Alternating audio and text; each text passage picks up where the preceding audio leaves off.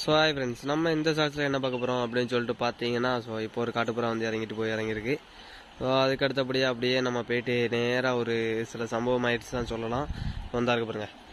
இந்த சாட்டின் வைப்லேருந்து வந்த பட்டா வந்து பார்த்தீங்கன்னா நம்ம கேஜ் வந்தா இருக்குல்ல, அந்த கேஜில் இருந்துச்சு. சரி திறந்து விடுவோமே அப்படின்னு சொல்லிட்டு இன்றைக்கி திறந்து விட்டேன். அது வந்து பார்த்தீங்கன்னா அப்படியே சீட்டில் வந்து நின்றுச்சு. ஸோ சீட்டில் நின்றுட்டு பயப்புல அங்கேயும் போக மாட்டேங்கான், இங்கேயும் வர மாட்டேங்கான்.